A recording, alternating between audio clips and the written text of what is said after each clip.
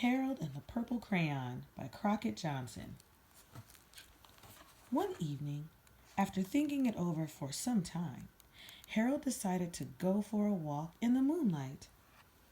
There wasn't any moon, and Harold needed a moon for a walk in the moonlight, and he needed something to walk on. So he made a long straight path so he wouldn't get lost, and he set off on his walk, taking his big purple crayon with him.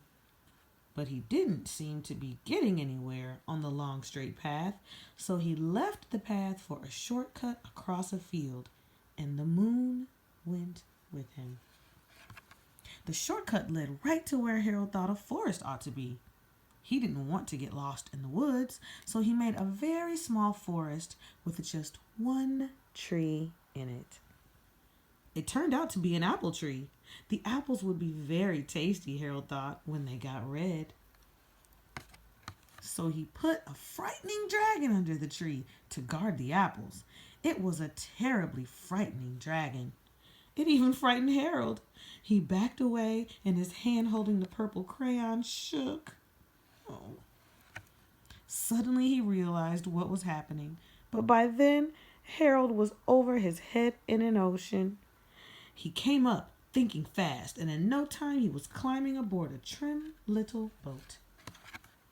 He quickly set sail, and the moon sailed along with him. After he had sailed long enough, Harold made land without much trouble.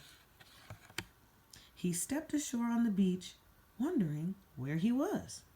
The sandy beach reminded Harold of picnics, and he thought of picnics made him hungry, so he laid out a nice, simple picnic lunch. Well, there was nothing but pie, but there were all 9 kinds of pie that Harold liked best. When Harold finished his picnic, there was quite a lot left. He hated to see so much delicious pie go to waste. So Harold left a very hungry moose and a deserving porcupine to finish it up. And off he went, looking for a hill to climb to see where he was. Harold knew that the higher up he went, the further he could see, so he decided to make the hill into a mountain. If he went high enough, he thought, he could see the window of his bedroom. He was tired, and he felt he ought to be getting to bed. He hoped he could see his bedroom window from the top of the mountain. But as he looked over the other side, he slipped, and there wasn't any other side of the mountain. He was falling in thin air.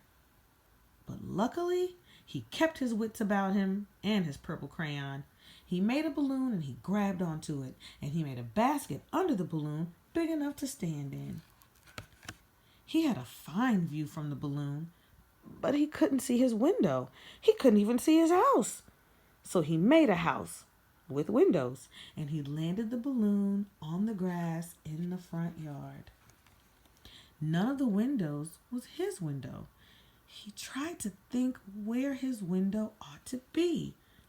He made some more windows. He made a building full of windows. He made lots of buildings full of windows. He made a whole city full of windows, but none of the windows was his window, and he couldn't think where it might be. He decided to ask a policeman. The policeman pointed the way. Harold was going anyway, but Harold thanked him.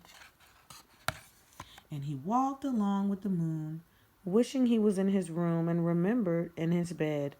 Then suddenly Harold remembered. He remembered where his bedroom window was when there was a moon, and it was always right around the moon. And then Harold made his bed. He got in it, and he drew up the covers. The purple crayon dropped to the floor, and Harold dropped off to sleep. The end.